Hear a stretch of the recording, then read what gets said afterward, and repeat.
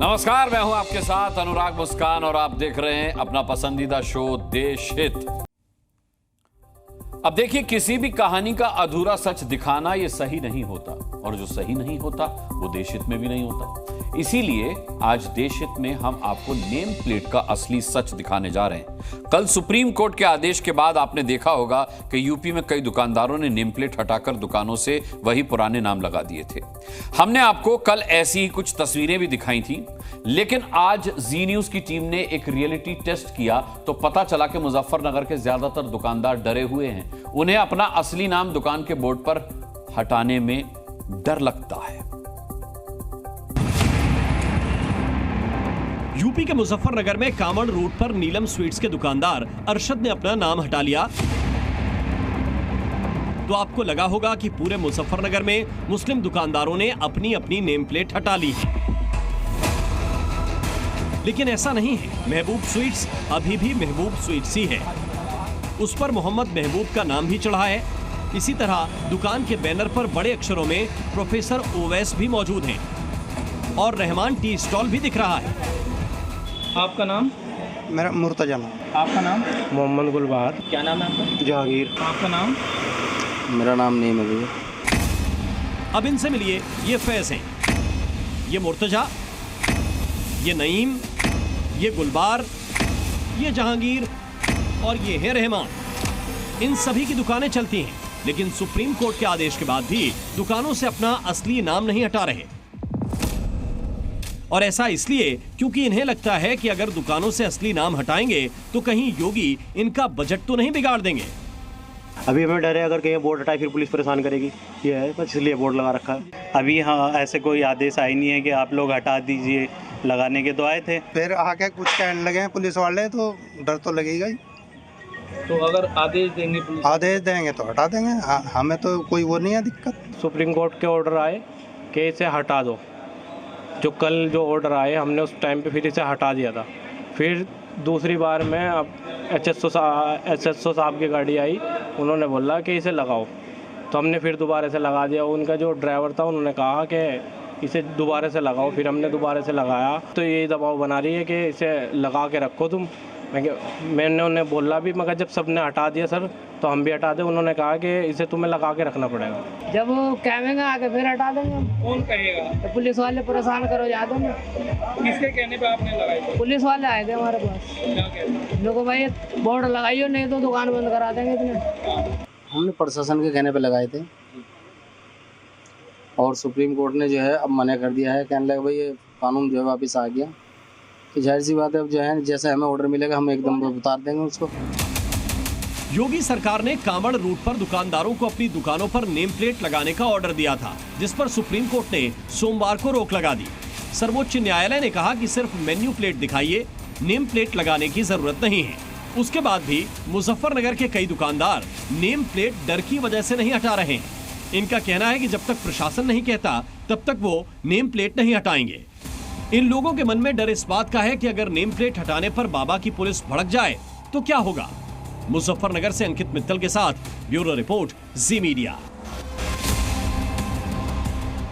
देखिए, अगर आपने ध्यान से सुना होगा तो एक मुस्लिम दुकानदार ने दावा किया इस रिपोर्ट में जो आपने अभी देखी कि सुप्रीम कोर्ट के आदेश के बाद उसने अपनी दुकान से नेम प्लेट हटा लिया था, लेकिन शाम को पुलिस आई और कहा कि नेम प्लेट लगा कर रखो। तो क्या सुप्रीम कोर्ट के आदेश को यूपी पुलिस ने दरकिनार कर दिया है? यह बड़ा सवाल है। चलिए, योगी किसका बजट बिगाड़ने में लगे हैं ये आप समझ गए होंगे, लेकिन यूपी में केशव प्रसाद मौर्य को लेकर दावा किया जा रहा है कि वो योगी का सियासी बजट बिगाड़ने में लगे हैं। इस दावे के पीछे दो बड़ी वजह हैं। इन वजहों को जानने के लिए आपको हमारी रिपोर्ट देखनी चाहिए। जो लोग उछल कूद करने का कुत्सित प्रयास कर रहे हैं, मुझे लगता है इनको दोबारा उछल कूद करने का अवसर ही नहीं मिल पाएगा। संगठन सरकार से बड़ा है, बड़ा था, बड़ा रहेगा। हमसे ज्यादा बोलने वाला, लड़ने वाला कोई नेता है का धरती पर? क्या केशव बिगाड़ेंगे योगी का सियासी बजट? इस सवाल का जवाब इन्हीं दो तस्वीरों में। पहली तस्वीर आजमगढ़ की है, जहां यूपी के सीएम योगी मंडल स्तरीय समीक्षा बैठक कर रहे थे। दूसरी तस्वीर यूपी के डिप्टी सीएम केशव प्रसाद मौर्य और योगी सरकार में कैबिनेट मंत्री ओपी राजभर की मुलाकात की है, जिसे खुद केशव ने अपने सोशल मीडिया अकाउंट पर करीब 23 घंटे पहले शेयर किया। अब इन दो तस्वीरों का मतलब समझिए। सुहेलदेव भारतीय समाज पार्टी के अध्यक्ष और यूपी के पंचायती राज मंत्री ओपी राजभर को आजमगढ़ में सीएम योगी की बैठक में कल शामिल होना था, लेकिन इन्होंने सीएम की बैठक छोड़ दी और डिप्टी सीएम केशव से मिला। ये मुलाकात आधे घंटे तक चली। केशव और राजभर दोनों ओबीसी समुदाय से आते हैं। यूपी में राजभर और मौर्य वोट 4-4% है, इसलिए चर्चा चल रही है कि कहीं केशव ने योगी पर दबाव बनाने के लिए राजभर वाली पिक्चर तो रिलीज नहीं की। कहीं राजभर के जरिए ओबीसी नेताओं और कार्यकर्ताओं को योगी के खिलाफ लामबंद करने की तैयारी तो नहीं है। परसों स्वतंत्र देव पटेल जी से भी मिला, दया शंकर भाई से भी मिला, ब्रजेश पाठक जी से भी मिला और कल रात को भाई केशव मौर्य जी से भी मिला। हम सबसे मिलते हैं। अब उसको अगर कोई अपने अपने हिसाब से सोचे तो हम क्या कर सकते हैं। राजभर वही नेता है जो कुछ समय पहले तक खुद को यूपी में योगी के बाद सबसे पावरफुल बताते थे। ओम प्रकाश राजभर वहां कनेक्शन जोड़ा है। कहां जोड़ा है? गृह मंत्री और प्रधानमंत्री। उत्तर प्रदेश में सबसे बड़ा पावर कहां है? मुख्यमंत्री योगी आदित्यनाथ जी के यहाँ। कल आपने देखा कि मुख्यमंत्री जी बैठ करके ओम प्रकाश राजभर को शपथ दिला रहे थे। एक पीला गमछा लगा लो, 20-25 रुपए का बाजार में मिलेगा। इस गमछे को लगा के जाओ थाने पर। जब आप थाने पर जाओगे तो तेरी शकल में ओम प्रकाश राजभर दरोगा जी को नजर आएंगे। ये है पावर। पिछले दिनों दिल्ली के चक्कर लगाने के बाद जब केशव प्रसाद मौर्य लखनऊ लौटे तो उन्होंने नियुक्ति और कार्मिक विभाग को एक लेटर लिखा। यह विभाग सीएम योगी के पास ही है। लेटर में डिप्टी सीएम की तरफ से पूछा गया कि सरकारी विभागों में संविदा और आउटसोर्सिंग से मिली नौकरियों में आरक्षण के नियम का पालन कितना हुआ। अब ऐसा सवाल अगर अखिलेश यादव या राहुल गांधी पूछते तो कोई बात नहीं थी, लेकिन एक डिप्टी सीएम का सीएम से सवाल पूछना यूपी सरकार और खास तौर पर बीजेपी की टेंशन बढ़ाने वाला है। ब्यूरो रिपोर्ट, जी मीडिया। उत्तर प्रदेश में लोकसभा चुनाव हारे तो बीजेपी को कार्यकर्ता याद आए। जी, अब कार्यकर्ताओं के लिए उत्तर प्रदेश में बीजेपी आलाकमान दरिया दिली दिखा रहा है। 10 सीटों पर विधानसभा उपचुनाव से पहले पार्टी कार्यकर्ताओं को राज्य के निगमों और आयोगों में खाली पड़े पदों पर बिठाएगी। राज्य महिला आयोग, अनुसूचित जाति जनजाति आयोग, राज्य पिछड़ा वर्ग आयोग, राज्य खाद्य आयोग, प्रमुख यूपी गौ सेवा आयोग समेत कई आयोगों में इस समय 100 से ज्यादा पद खाली हैं। पहले चरण में 50 से ज्यादा पद भरे जाएंगे। यह सूची जल्दी ही कोर कमेटी की बैठक में रखी जाएगी, जिसके बाद केंद्रीय आलाकमान से मंजूरी के बाद सरकार को सूची भेजकर वहां विभागों से नियुक्तियां कर दी जाएंगी। चलिए आगे बढ़ते हैं, अगली खबर का रुख करते हैं। उत्तर प्रदेश विधानसभा और विधान परिषद का मानसून सत्र 29 जुलाई से शुरू होने जा रहा है। उत्तर प्रदेश विधानसभा में समाजवादी पार्टी को सत्र शुरू होने से पहले नेता प्रतिपक्ष के लिए मजबूत नेता की तलाश करनी है जो अखिलेश यादव की जगह ले सके। लेकिन अखिलेश यादव अब अयोध्या मॉडल के रास्ते से यूपी विधानसभा में मजबूत विपक्ष बनाने की कोशिश में जुटे हैं ताकि यूपी विधानसभा में योगी सरकार का सामना दमदार अंदाज में कर सके। अयोध्या सर नमस्कार।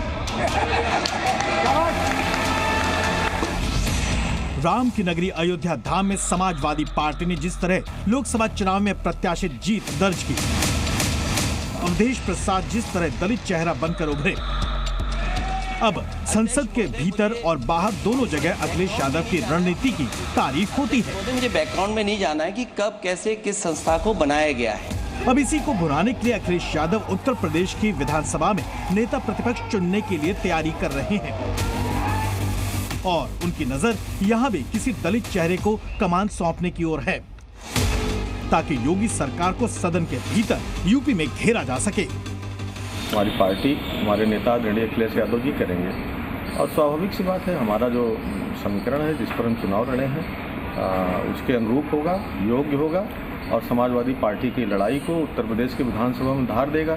तो बहुत व्यग्रता की जरूरत नहीं है, बहुत जल्द नेता प्रतिपक्ष का चयन पार्टी द्वारा कर लिया जाएगा। दूसरी ओर विधानसभा के उपचुनाव के लिए भी वो खास रणनीति तैयार कर रहे हैं।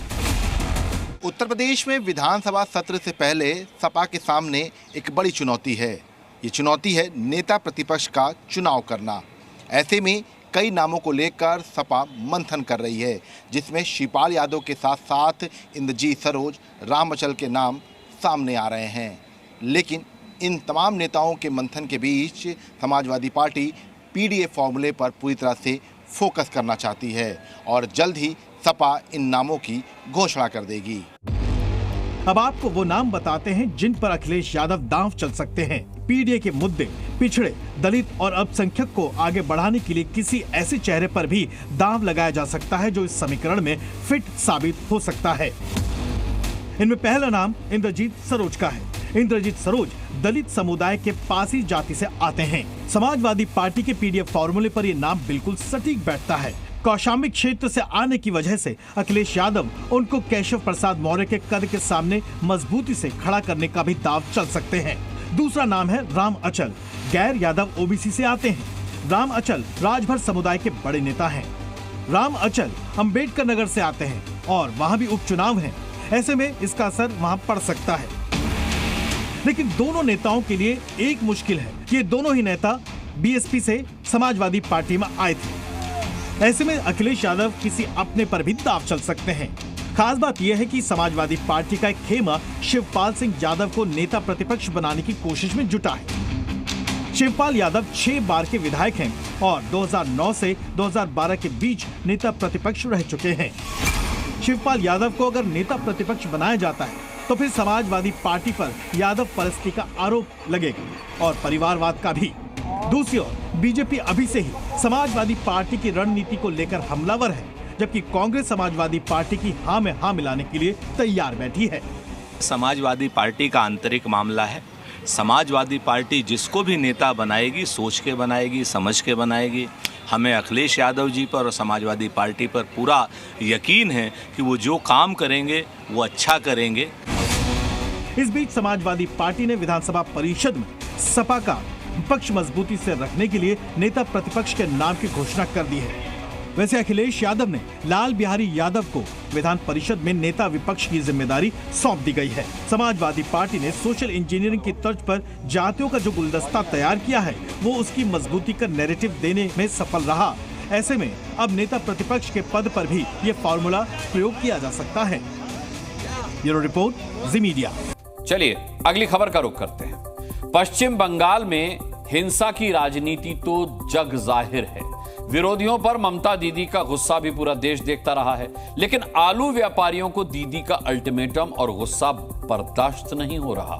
आलू व्यापारी हड़ताल पर चले गए हैं। बंगाल की जनता जो है वो परेशान है। तो आलू व्यापारी ममता सरकार के फरमान से बेहद नाराज हैं, क्योंकि अब एक भी आलू व्यापारी ममता के बंगाल से बाहर नहीं जा पा रहा है, आलू नहीं बेच पा रहा है। क्या है वजह, क्या है ममता का आदेश? देखिए स्पेशल रिपोर्ट।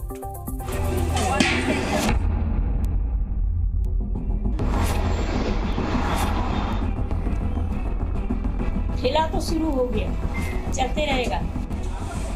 बंगाल के बाजारों में आलू के दाम आसमान छू रहे हैं। जो डरते हैं वो मरते हैं। दीदी के राज में बंगाल के लोग परेशान हैं, तो व्यापारी भी परेशान हैं। अभी 2 दिन से आलू हम लोग को नहीं मिल रहा है। हम लोग का ऊपर जो महाजन है हम लोग खरीदता है, वहाँ जाने से सुबह में हम लोग खरीदता है, तो वहाँ हम लोग को जहाँ 4 बोरा लगेगा वहाँ 2 बोरा मिल रहा है। नहीं है वो लोग बोल रहा है भाई आलू आ रहा नहीं है, स्ट्राइक चल रहा है। चुनावी हिंसा के बाद बंगाल में आलू को लेकर क्यों संग्राम छिड़ गया है, अब आपको बताते हैं। यहाँ आलू से लदे ट्रक खड़े हैं, व्यापारी परेशान हैं, मंडियों में आलू बिखरे पड़े हैं और व्यापारी अपना माल बेचने के लिए यहाँ से निकल नहीं पा रहे हैं, क्योंकि ममता दीदी का गुस्सा 7वें आसमान पर है। पश्चिम बंगाल की मुख्यमंत्री ममता बनर्जी ने व्यापारियों को साफ साफ निर्देश दिया है कि जब तक बंगाल में आलू की आपूर्ति नहीं होगी तब तक बंगाल से एक भी आलू बाहर नहीं जाएगा। आज जब कैबिनेट की बैठक की, उस बैठक में भी ममता बनर्जी ने मिनिस्टर को, जो कंसर्न मिनिस्टर है, उनको निर्देश दिया है कि अलग से संगठन बनाओ और यहाँ से पश्चिम बंगाल से आलू बाहर नहीं जाना चाहिए। जब तक पश्चिम बंगाल के जो कंजम्पशन लिमिट है वो जब तक लेवल में नहीं आता है तब तक पश्चिम बंगाल से आलू बाहर नहीं जाएगा। सरकार का कहना है कि बंगाल में सबसे ज्यादा आलू की उपज होती है, फिर भी वहां के लोगों को भी महंगा आलू खरीदना पड़ रहा है। आपको बता दें कि बंगाल में आलू 40 रुपए किलो तक बिक रहा है। ऐसे में विधानसभा में कैबिनेट बैठक में आलू के दाम को काबू करने के लिए नया फरमान आया है। दूसरी ओर आलू व्यापारियों ने बंगाल में ममता बनर्जी के फैसले के विरोध में हड़ताल शुरू कर दी है। आपको बता दें कि बंगाल से सटी धनबाद की सीमा पर 2 दिनों से आलू लदे ट्रकों की कतार लग गई है। बंगाल सरकार ने पुलिस को ट्रकों की सीमा पार नहीं जाने का निर्देश दिया है। ममता दीदी के खिलाफ एक बार फिर बीजेपी और कांग्रेस बंगाल में सुर से सुर मिला रही है। ये अभी आलू एक्सपोर्ट ममता बनर्जी ने बंद कर दिया। बंद करने के बाद भी आलू की कीमत में कोई गिरावट नहीं आई। लोग ज्यादा पैसा देके आलू खरीद रहे हैं। अभी जो एक्सपोर्टर वगैरह है, ट्रांसपोर्टर जो है, अगर फिर से अगर स्ट्राइक में चले जाएंगे तो और भी ज्यादा आलू का दाम बढ़ेगा। अगर पाबंदी लगाने के बाद हमारे घर में सस्ते दर में अगर आलू मिल जाते, बाजार में हर चीज की सामान की कीमत घट जाते तो अलग बात थी, लेकिन कहीं कोई असर नहीं होते। सारे बाजार में हर चीज में आग लग चुके हैं, सामान खरीदना मुश्किल हो जाते हैं। जाहिर है अब बंगाल में सियासी हिंसा के बाद आलू पर सियासत की एंट्री हो गई है। कोलकाता से सौमित सेन गुप्ता के साथ ब्यूरो रिपोर्ट, जी मीडिया। चलिए आगे बढ़ते हैं और अब बात करते हैं बजट की। आज बजट पेश हुआ। इस बार बजट में किसे क्या मिला आपने दिन भर जी न्यूज पर देखा ही होगा। इस बार बजट को लेकर एक बात सुर्खियों में है कि बजट तो देश का था, लेकिन लॉटरी बिहार की निकल आई। कैसे, बताता हूं आपको। बिहार को सड़क के लिए 26,000 करोड़ रुपए आवंटित हुए हैं। बिहार में 3 नए एक्सप्रेसवे बनाने का ऐलान हुआ है। ये पटना पूर्णिया एक्सप्रेसवे होगा, बक्सर भागलपुर बोधगया राजगीर वैशाली दरभंगा एक्सप्रेसवे होगा। बिहार के बक्सर में गंगा नदी पर एक पुल बनाया जाएगा। गया में महाबोधि मंदिर और विष्णुपद मंदिर में कॉरिडोर बनेगा। बिहार में पावर प्लांट लगाने के लिए 21,400 करोड़ रुपए आवंटित किए गए हैं। बिहार में नालंदा और राजगीर में पर्यटन का विकास भी केंद्र सरकार के सहयोग से होगा। इस हिसाब से बिहार को 58,900 करोड़ रुपए से ज्यादा का पैकेज मिला है। देखिए, बजट में बिहार को इतना मिल गया है कि दूसरे दल परेशान हो गए हैं। कांग्रेस ने इस बजट को कुर्सी बजाओ बजट का नाम दिया है। आपको बता दें कि कुछ दिन पहले तक विपक्षी दल बिहार के लिए विशेष राज्य का दर्जा मांग रहे थे। आज बजट में बिहार को विशेष स्थान मिला तो उन्होंने सरकार को घेरना शुरू कर दिया।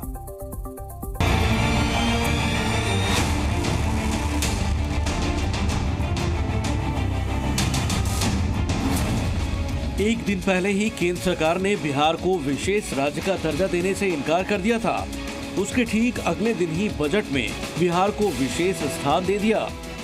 बजट में बिहार के लिए एक्सप्रेसवे, एयरपोर्ट, पुल और पावर प्लांट और न जाने क्या क्या मिला। बिहार पर 59,000 करोड़ रुपए से ज्यादा की परियोजनाओं की बारिश हुई तो सूबे के मुख्यमंत्री नीतीश कुमार भी गदगद नजर आए।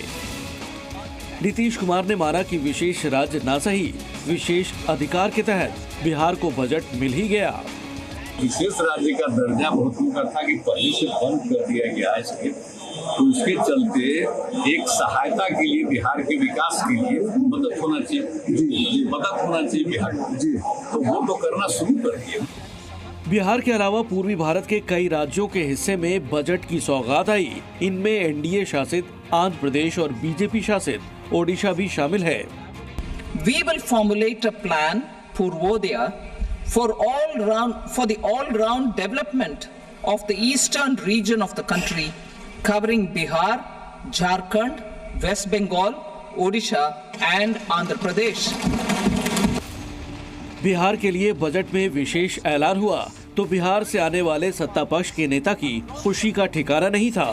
प्रधानमंत्री ने कहा था कि पूर्वांचल के विकास के बगैर देश का विकास नहीं। पूर्वांचल पिछड़ा रहा है, चाहे उड़ीसा हो, बिहार हो, असम हो, झारखंड हो। उन्होंने बिहार को एक सुपर पैकेज देने का काम किया है। हम लोग की मांग रही थी कि जब तक विशेष राज्य के दर्जे का दर्जा हम लोग को नहीं मिलता, स्पेशल पैकेजेस हम लोग को दिए जाएं। मैं धन्यवाद करूंगा मेरे प्रधानमंत्री आदरणीय नरेंद्र मोदी जी का। बिहार के नेता तो खुश हैं, लेकिन विपक्ष बजट से नाखुश है। लोकसभा में नेता विपक्ष राहुल गांधी ने तो मोदी सरकार 3.0 के पहले बजट को कांग्रेस के मैनिफेस्टो की कॉपी बताया। राहुल ने सोशल मीडिया एक्स पर लिखा, ये कुर्सी बचाओ बजट है। बजट में दूसरे राज्यों की कीमत पर सहयोगियों से खोखले वादे किए गए। ये बजट कांग्रेस के घोषणा पत्र और पुराने बजट का कॉपी पेस्ट है। राहुल गांधी ने बजट को अडानी अंबानी को फायदा पहुंचाने वाला बताया। वहीं उनकी पार्टी के अध्यक्ष ने तो बजट को बकवास ही बकवास करार दिया। ये बजट पहला तो बहुत निराशजनक बजट है। अरे ये तो कुर्सी बचाओ बजट है। उनको कुर्सी बचाने के लिए जो पार्टी को लिए कुर्सी बचाते हैं उनके लिए बजट है। जो विपक्षी पार्टियां कुछ दिन पहले तक बिहार को विशेष राज्य का दर्जा देने की मांग का समर्थन कर नीतीश को अपने पाले में करना चाहती थी, बजट में बिहार को स्पेशल ट्रीटमेंट मिलते ही उन पार्टियों के सुर बदल गए। अब विपक्षी सवाल उठा रहे हैं कि मोदी सरकार ने सहयोगियों को खुश करने वाला बजट पेश किया है। तो यही बोल रहा है, this budget is totally directionless, anti people, no vision, only the political mission is there. Bihar के साथ ही आंध्र प्रदेश के हिस्से में भी बजट में बहुत कुछ है।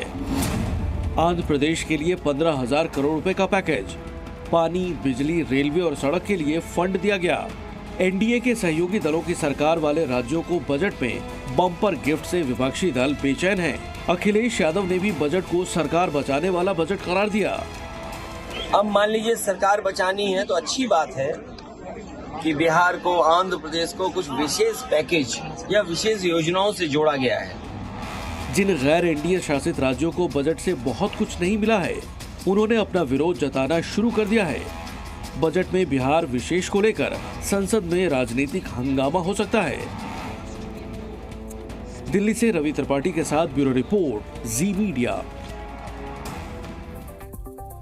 देखिए, बिहार पर बजट में ऐलान हुआ तो इस बार बजट का फोकस युवाओं पर सबसे ज्यादा था। इस बार बजट के 3 यार हैं। ये 3 यार हैं, वाई से युवा, ए से आस्था और आर से रोजगार। YAR यार।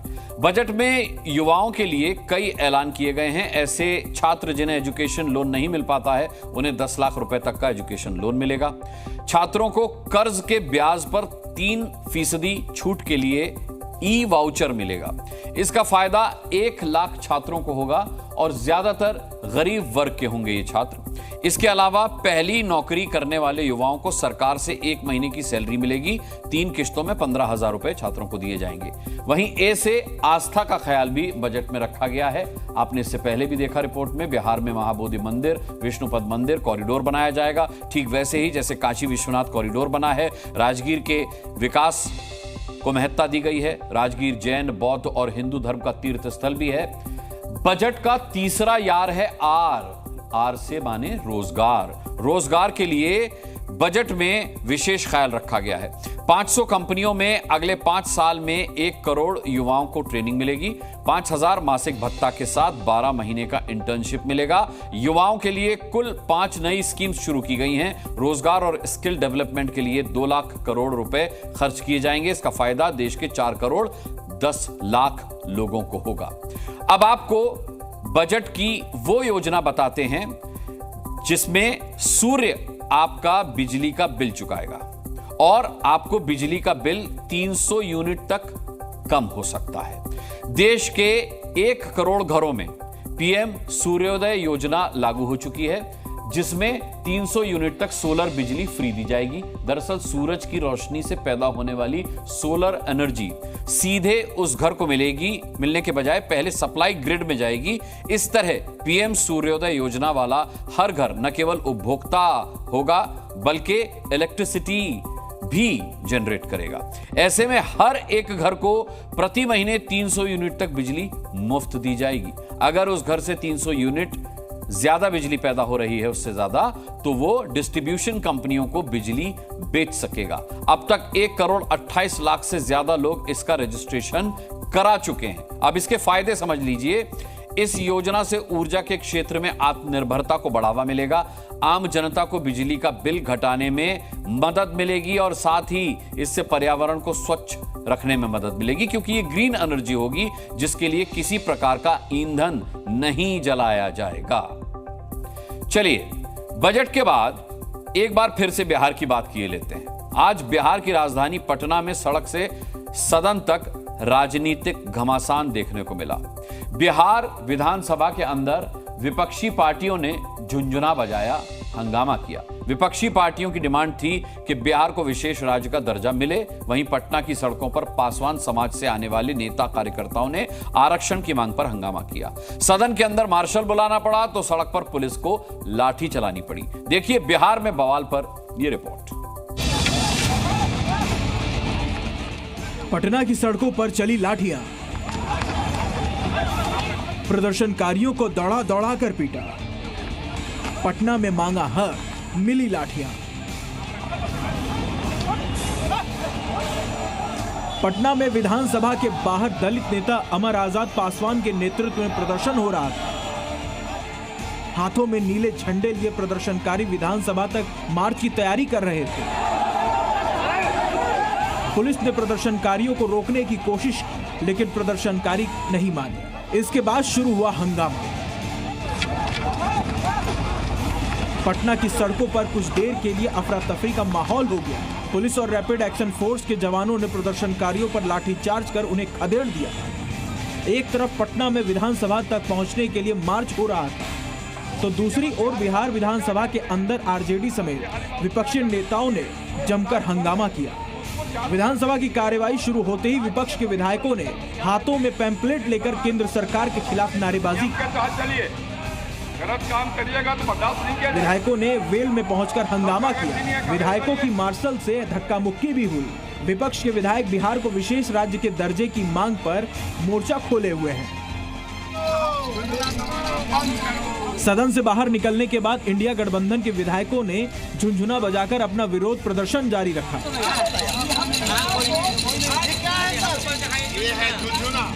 आरजेडी की अगुवाई में इंडिया गठबंधन के विधायकों ने विधानसभा के अंदर झुंझुना बजाया। सदन के भीतर से तो झुंझुना बजाने की तस्वीरें सामने नहीं आई, लेकिन विधानसभा अध्यक्ष के बयान से इस बार पर मुहर जरूर लग गई है। बंद करिए, आप बंद करिए झुंझुना, बंद करिए महोदय, बंद करिए। झुंझुने और विपक्ष का शोर सदन में इस कदर था कि विधानसभा अध्यक्ष को मार्शल बुलाने की चेतावनी भी देनी पड़ी, लेकिन फिर भी हंगामा नहीं थमा, तो सदन की कार्यवाही स्थगित करनी पड़ी।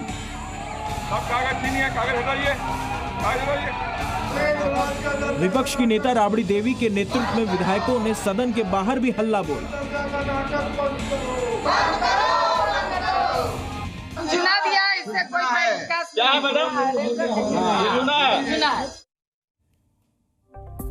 चलिए देश हित में अब अगली खबर का रुख करते हैं। मोदी सरकार के बजट में बिहार के लिए बहार है तो टीएमसी के मुताबिक बंगाल के हाथ खाली हैं। ममता बनर्जी आज से 2 दिन के बाद दिल्ली आ रही हैं। लोकसभा चुनाव के बाद ये उनका पहला दिल्ली दौरा होगा। वैसे दीदी और दिल्ली के बीच टकराव बना हुआ है और बना ही रहता है। ताजा विवाद बांग्लादेशियों को शरण देने से जुड़ा है। अब सवाल उठ रहा है कि क्या दीदी पीएम मोदी से मिलने के लिए दिल्ली आ रही हैं?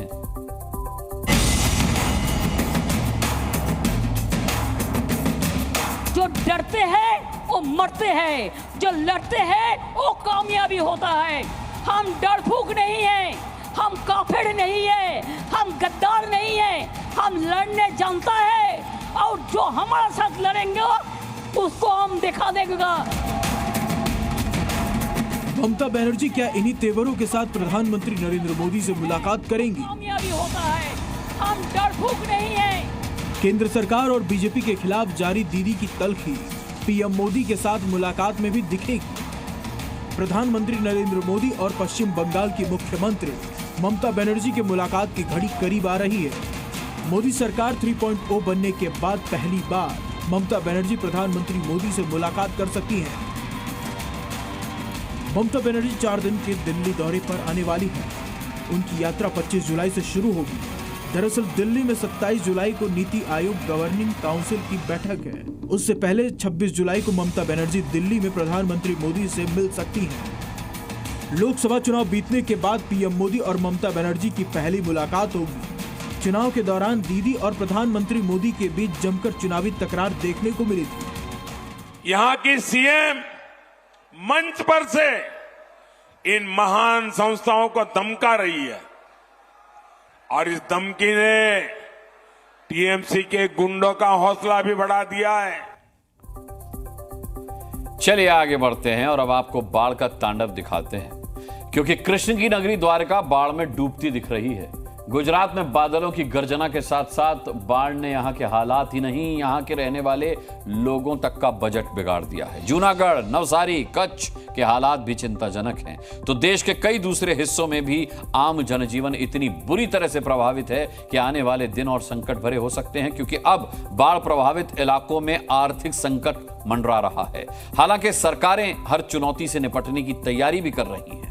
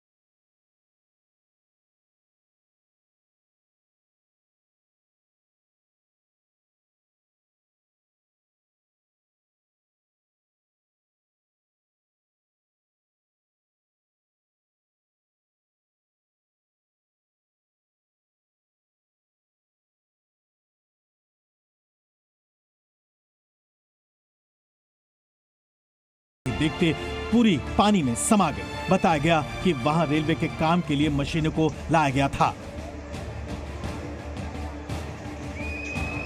उत्तराखंड के हरिद्वार में भी एक शख्स नहाने के दौरान पानी के तेज बहाव में फंस गया, लेकिन गनीमत रही कि वहां मौजूद गोताखोरों ने उसे डूबने से बचा लिया। यहाँ जल स्तर बढ़ने की वजह से गंगा स्नान करने वाले लोग हादसे का शिकार बन गए। पटना सिटी के खाजेकला घाट पर दाह संस्कार के बाद गंगा स्नान करने के दौरान 18 साल के एक लड़के की डूबने से मौत हो गई। यहाँ सागर में तो पूरा इंफ्रास्ट्रक्चर ही बिगड़ गया है। सागर जिले के गिरवर रेलवे स्टेशन के पास रेल पटरियों पर पानी भर गया है, जिस वजह से ट्रेनों की आवाजाही रुक गई है। जाहिर है इससे रेलवे को भी भारी नुकसान उठाना पड़ रहा है। ये दृश्य बेहद दर्दनाक है। यहाँ बाढ़ की वजह से 6 लोगों की जल समाधि बन गई। यहाँ कवर्धा में आई बाढ़ से नदी को पार कर रहे ट्रैक्टर चालक समेत 6 लोग बह गए। ये लोग प्रधानमंत्री आवास के लिए छड़ और सीमेंट लेकर गांव सेंदुरखार से लौट रहे थे।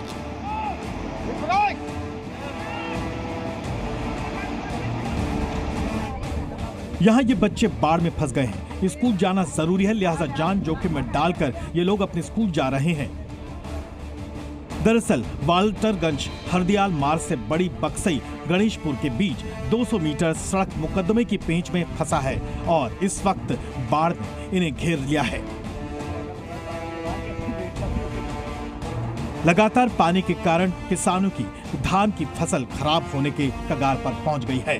भंडारा जिले में लगातार 3 दिनों से मूसलाधार बारिश हो रही है। गांव में पानी घुसने से भी कई सड़कें बंद हो गई हैं।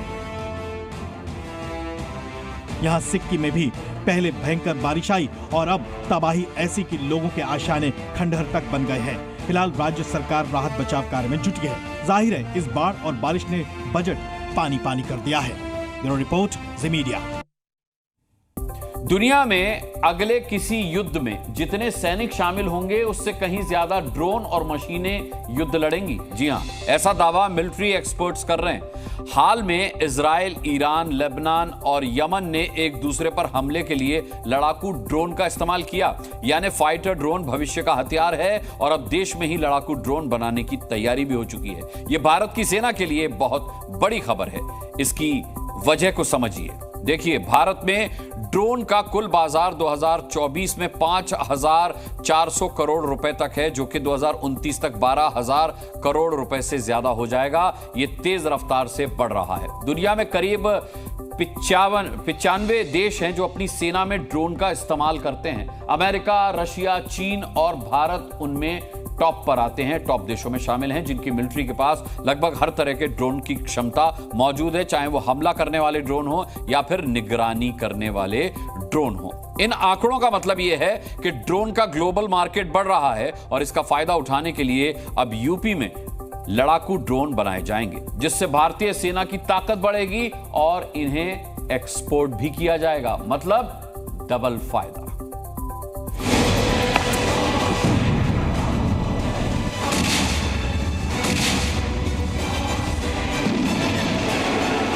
दुश्मन के मजबूत कवच को धराशायी करने वाले ड्रोन अब यूपी में बनेंगे।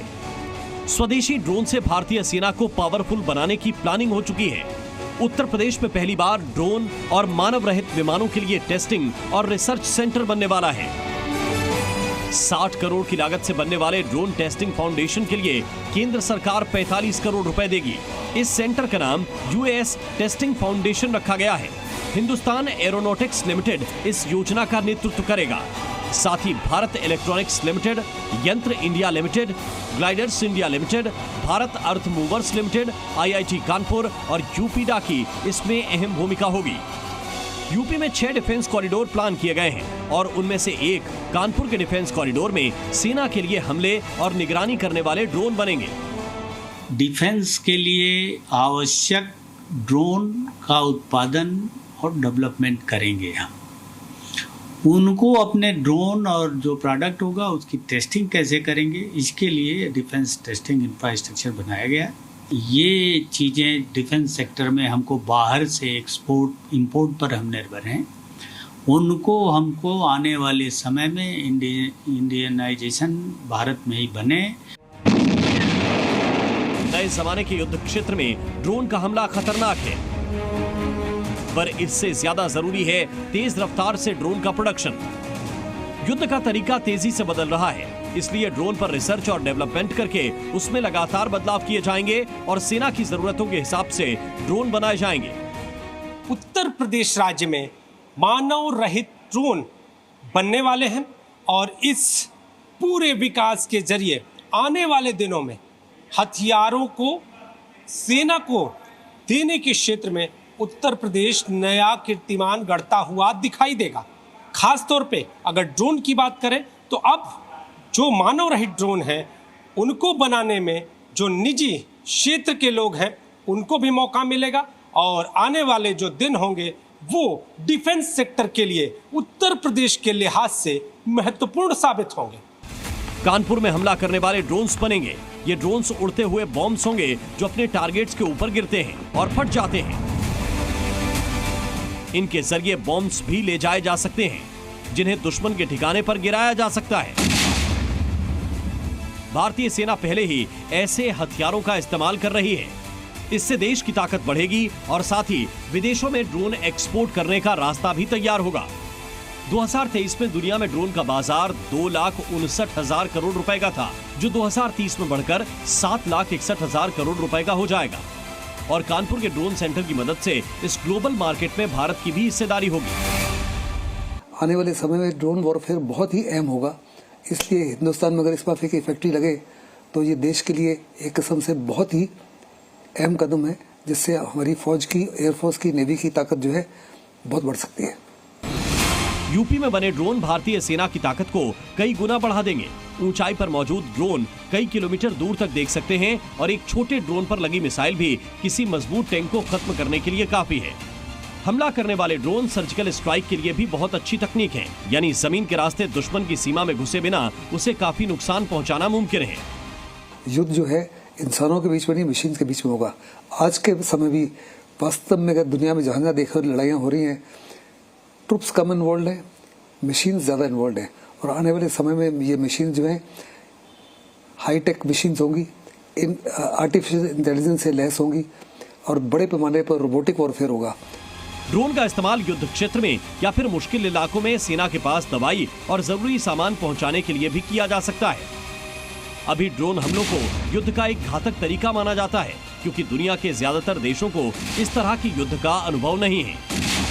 नीतीश पांडे, जी मीडिया, लखनऊ। चलिए अगली खबर का रुख करते हैं। माफिया अतीक अहमद का बेटा अली नैनी जेल में बंद है। कोर्ट ने उसे अदालत में पेश होने को कहा, लेकिन यूपी पुलिस उसे कोर्ट के सामने लाने में असमर्थ है। उसने हाथ खड़े कर दिए। सवाल है कि आखिर यूपी पुलिस को किस बात का डर है, या फिर उसे अतीक अहमद के बेटे से कोई खौफ है? असली वजह क्या है, देखिए स्पेशल रिपोर्ट। तारीख 15 अप्रैल 2023। इस दिन मेन बात ये थी कि माफिया अतीक अहमद और उसके भाई अशरफ को प्रयागराज पुलिस टीम के सामने ही बदमाशों ने ढेर कर दिया था। यूपी पुलिस की कस्टडी में मेडिकल के लिए लाए गए अतीक और अशरफ पर एक के बाद एक दनादन 8 राउंड फायरिंग की गई थी। प्रयागराज पुलिस बेबस दिखाई दे रही थी।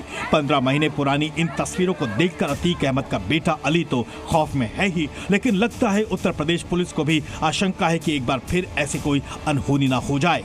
यही वजह है कि अतीक अहमद के बेटे अली को यूपी पुलिस ने कोर्ट में पेश करने से हाथ खड़े कर दिए हैं। नैनी जेल प्रशासन ने अली अहमद को कोर्ट में पेश करने से मना कर दिया है। नैनी जेल प्रशासन की तरफ से सुरक्षा कारणों का हवाला दिया गया है। जेल प्रशासन ने कोर्ट से अली के फिजिकल के बजाय वीडियो कॉन्फ्रेंसिंग कराने के लिए अनुरोध किया है। दरअसल पिछली सुनवाई में एडीजे मनोज कुमार ने अली की डिस्चार्ज एप्लीकेशन को खारिज किया था और कोर्ट ने सोमवार को व्यक्तिगत रूप से अली को पेश करने का आदेश दिया था। अतीक अहमद और उसके भाई अशरफ को जिन हालातों में गोली मारी गई थी, उससे यूपी पुलिस पर गंभीर सवाल भी खड़े हुए थे। अतीक और अशरफ को मेडिकल के लिए ले जाते वक्त उन पर हमला हो गया था।